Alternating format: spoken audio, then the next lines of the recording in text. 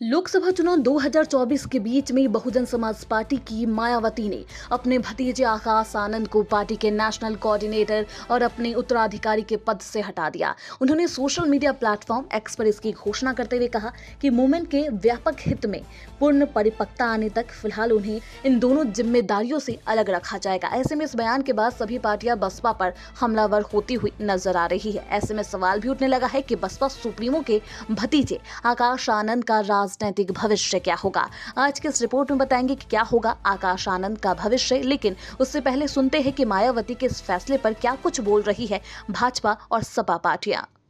Mayawati Bahujan Samaj party को एक private limited company की तरह चलाती है और इसीलिए जब जेब में आता है जैसे निर्णय करना चाहती है वैसा निर्णय कर लेती है, क्योंकि वहां तो एको अहम। 29 साल के आकाश आनंद को अपरिपक्व बताया मायावती ने। ऐसे में आपने सुना कि आखिर भाजपा और सपा इस फैसले पर क्या राय रखती है, लेकिन अब भविष्य क्या है ये जान लेते हैं। वरिष्ठ पत्रकार शेखर श्रीवास्तव ने बसपा के इस फैसले पर उनका भविष्य बताया। अब देखिए, आकाश आनंद का भविष्य तो उन्होंने खुद ही तय किया है अपना, जो उनको इतनी बड़ी जिम्मेदारी मिली थी लेकिन उन्होंने कतई परफॉर्म करके नहीं दिया। अब इलेक्शन का टाइम था, चुनाव का टाइम है, इतना ज़बरदस्त टाइम है, बहुत इंपॉर्टेंट है बीएसपी के लिए कि कुछ अपना कुछ करके दिखाए और नया उत्तराधिकारी उनको घोषित किया गया है। उनको एनर्जी पूरी दिखानी चाहिए थी, हर तरीके से परफॉर्म करना चाहिए था ना। उन्होंने रैलीज़ की थी, कोई इफेक्टिव रैलीज़ नहीं रही, तो बेसिकली उनको इस समय जिम्मेदारी नहीं देनी चाहिए थी।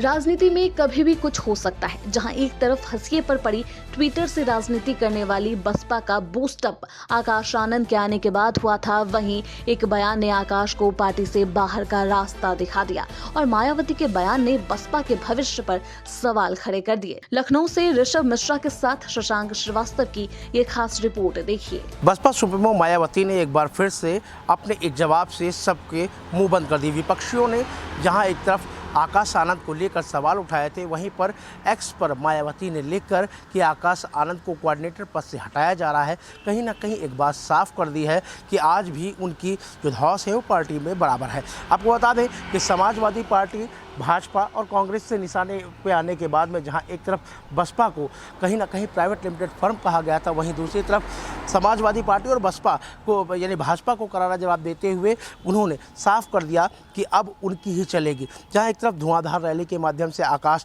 विपक्ष पे लगातार हमलावर होते नजर आ रहे थे, वहीं पर उनकी एक गलती ने उनका सियासी जो शुरुआत थी वो ख़त्म कर दी है।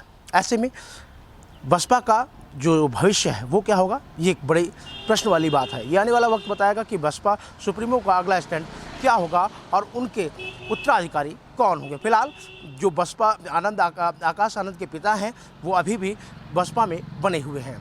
कैमरामैन ऋषभ के साथ शशांक श्रीवास्तव, TV7 भारत, लखनऊ।